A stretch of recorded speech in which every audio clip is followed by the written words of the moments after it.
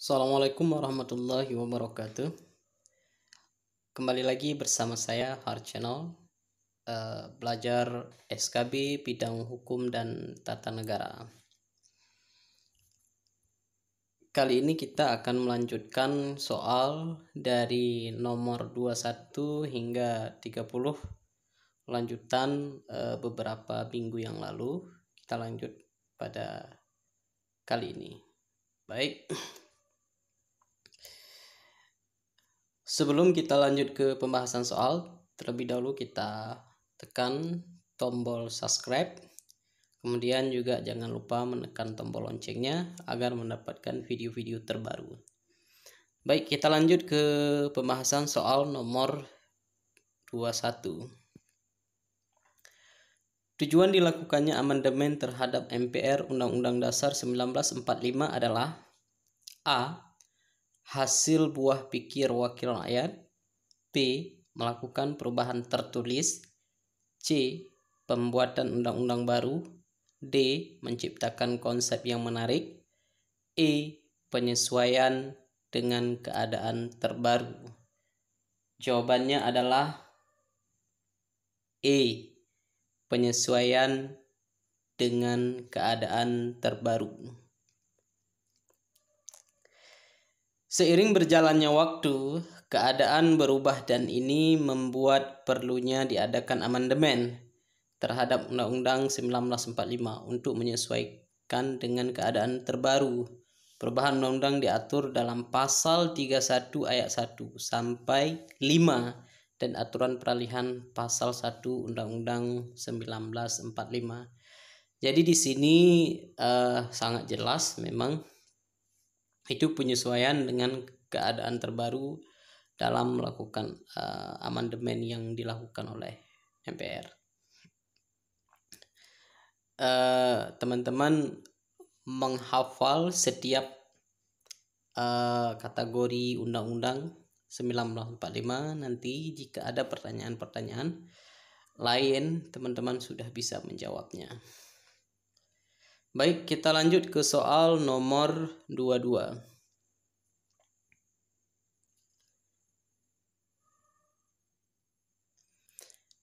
Pancasila memberikan bangsa Indonesia corak yang khas untuk membedakan bangsa Indonesia dengan bangsa-bangsa lain di dunia. Merupakan kedudukan Pancasila sebagai: A. Jiwa dan kepribadian bangsa. B. Pandangan hidup bangsa. C. Dasar negara. D.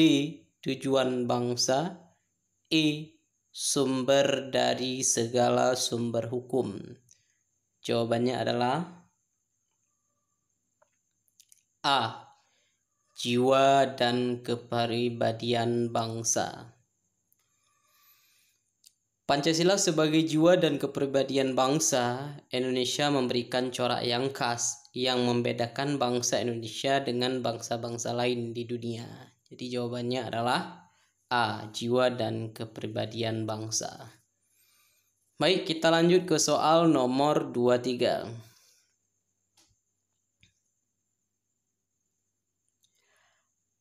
Negara bisa dikatakan mirip dengan organisasi independen, tetapi negara tidak mempunyai kekhususan sendiri dimiliki organisasi, yaitu A. Kedaulatan. B.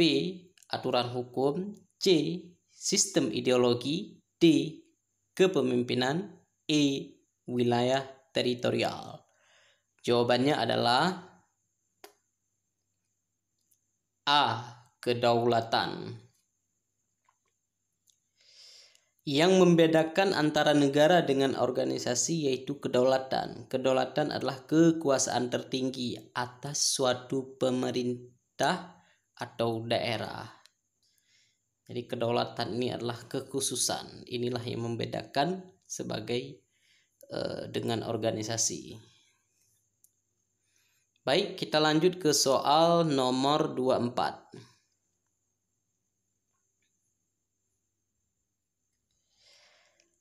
Sistem pemerintahan yang kekuasaan politiknya dipegang oleh kelompok elit kecil dari masyarakat yang dibedakan menurut kekayaan.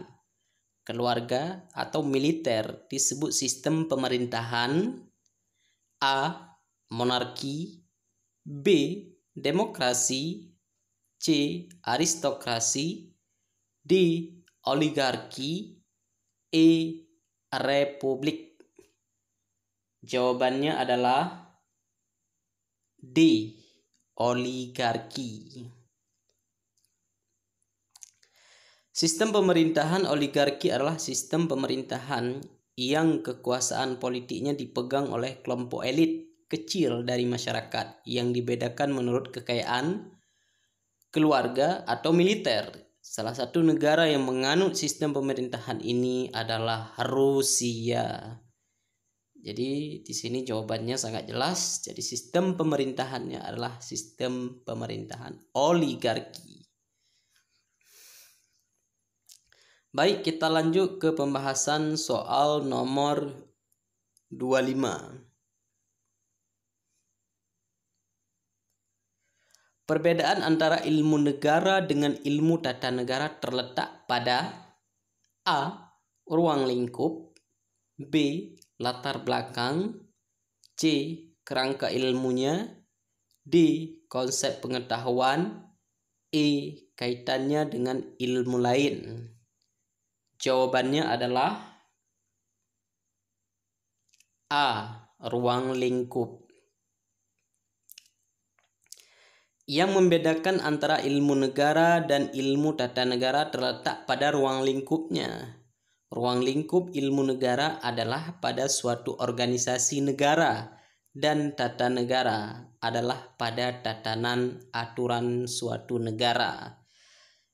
Jadi jawabannya di sini adalah ruang lingkup. Jadi perbedaan antara kedua ilmu ini, ilmu negara dan tata negara, terletak pada ruang lingkup. Ini sangat jelas sebagaimana penjelasan yang kita bacakan tadi. Jadi jawabannya adalah A. Ruang lingkup. Kita lanjut ke pembahasan soal nomor 26.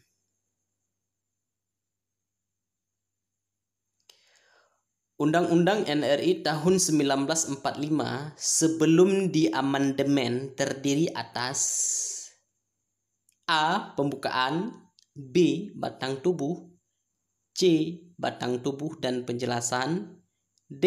Pembukaan dan penjelasan, E. Pembukaan, batang tubuh, dan penjelasan. Jawabannya adalah E.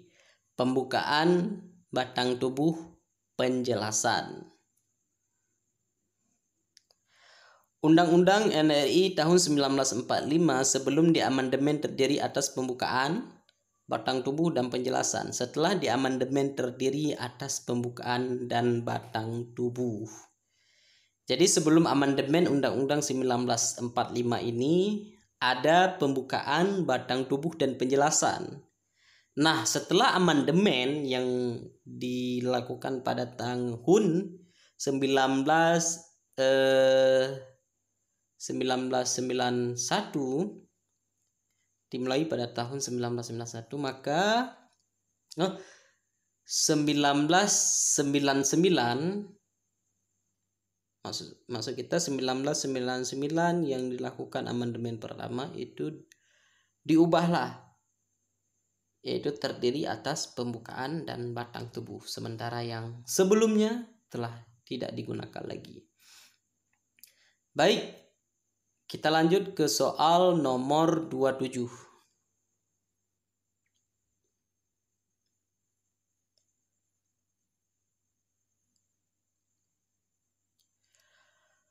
Pada pemilihan Presiden Wakil Presiden tahun 2004, pasangan calon presiden wakil presiden hanya dapat diusulkan oleh parpol yang memperoleh sekurang-kurangnya A. 15% dari jumlah kursi DPR atau 5% dari perolehan suara sah, B. 3% dari jumlah kursi DPR atau 20% dari perolehan suara sah, C. 5% dari jumlah kursi DPR atau 20% dari perolehan suara sah, D. 3% dari jumlah kursi DPR atau 5% dari perolehan suara sah. E. 15% dari jumlah kursi DPR atau 20% dari perolehan suara sah. Jawabannya adalah E. 15% dari jumlah kursi DPR atau 20% dari perolehan suara sah. Pada pemilihan presiden wakil presiden tahun 2004, pasangan calon presiden wakil presiden hanya dapat diusulkan oleh parpol yang memperoleh sekurang-kurangnya 15% dari jumlah kursi DPR atau 20% dari perolehan suara sah. Jadi di tahun 2004 itu adalah pemilihan, kalau nggak salah, SBY sebagai presiden, kemudian ada Megawati di situ sebagai presiden yang mencalonkan diri untuk menjadi presiden di tahun 2004. Maka standar yang digunakan adalah 15% dari jumlah kursi DPR atau 20% dari perolehan suara sah. Jadi 15% itu adalah kursi DPR yang ada di parlemen. Kemudian atau 20% dari perolehan suara yang sah. Jadi di sini jawabannya adalah E. Baik, kita lanjut ke pembahasan soal nomor 28.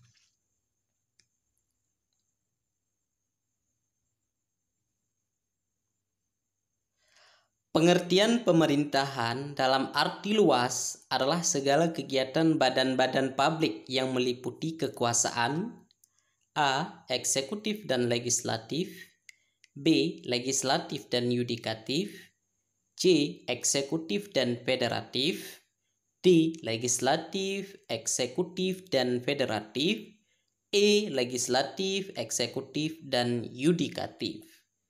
Jawabannya adalah E. Legislatif, eksekutif, dan yudikatif.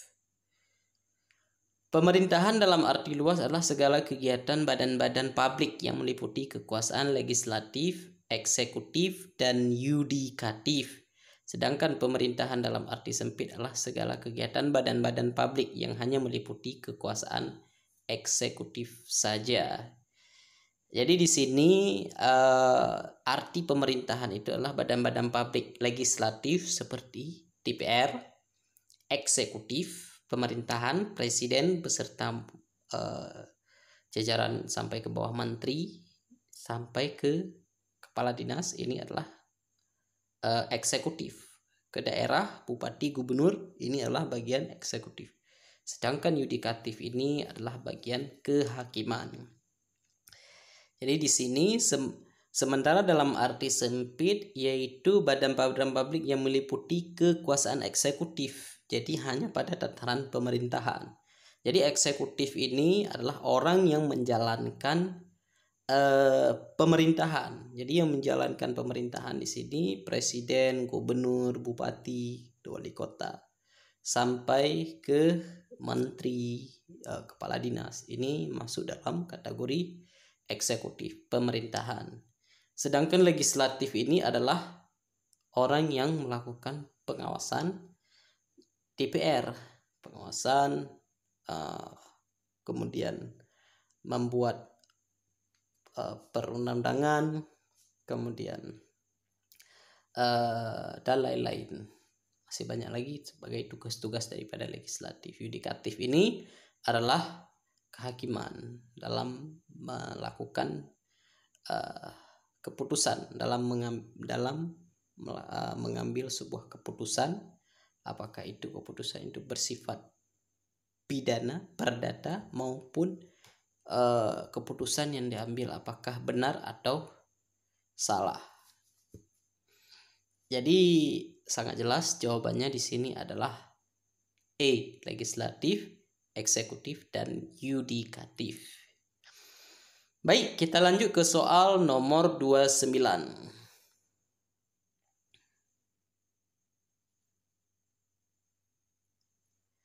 Dalam pelaksanaan kekuasaan, negara pada umumnya menganut azas pembagian kekuasaan maupun pemisahan kekuasaan supaya A. Keamanan negara dapat terjamin dengan baik. B. Lembaga negara dapat leluasa dalam kerjasama. C. Kekuasaan pemerintahan tidak terpusat pada satu tangan. D. Presiden dengan mudah membagi tugas kepada pembantunya. E. Pemerintah dapat bebas dalam menjalankan kekuasaan negara. Jawabannya adalah C. Kekuasaan pemerintahan tidak terpusat pada satu tangan. Pembagian dan pemisahan kekuasaan bertujuan agar kekuasaan pemerintahan tidak terpusat pada satu tangan yang otoriter. Jadi di sini dibagi kekuasaan pemerintahannya, sehingga tidak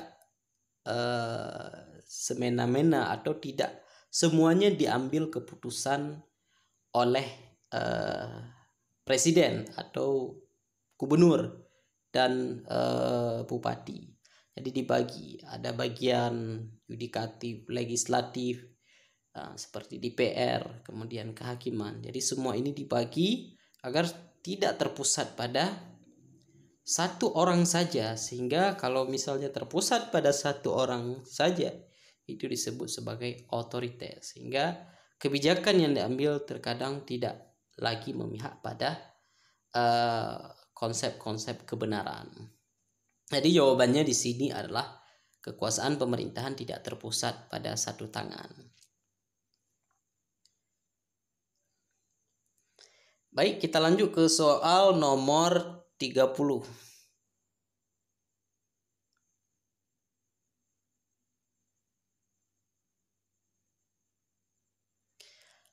Perhatikan pernyataan-pernyataan berikut. I. Presiden memegang kekuasaan sebagai kepala negara sekaligus kepala pemerintahan. II.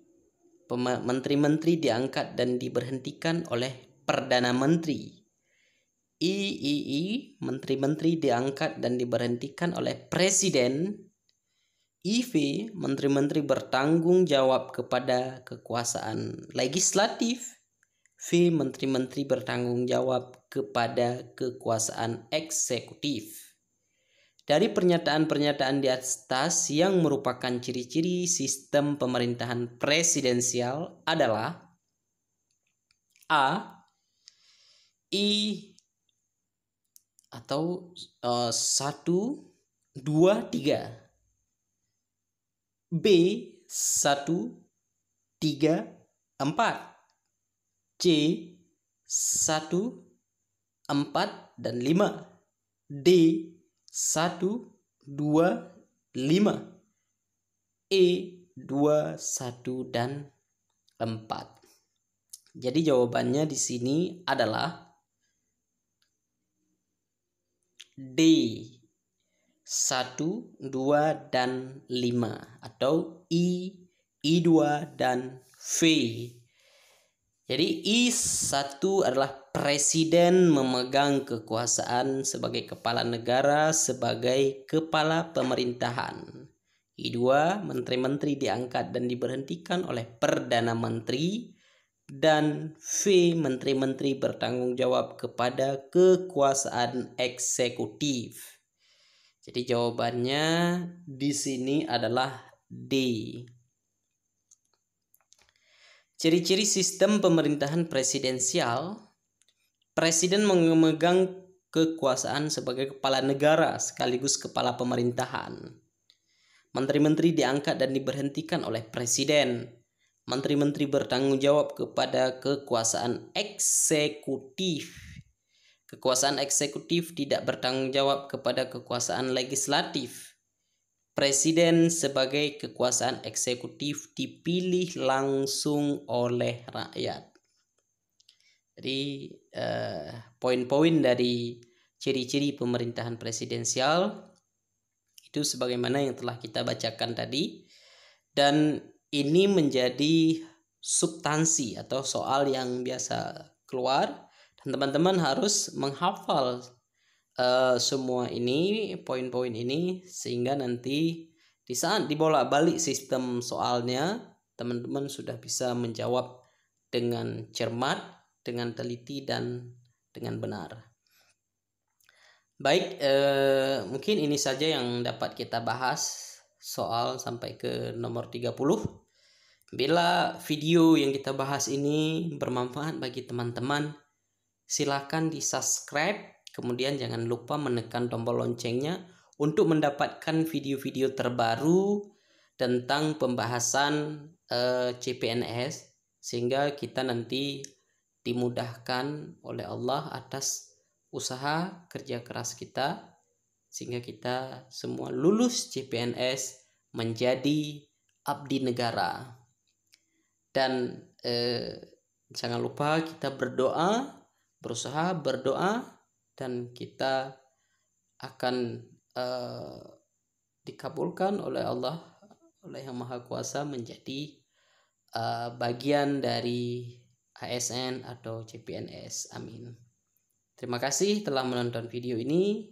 Kita akhiri. Wassalamualaikum warahmatullahi wabarakatuh.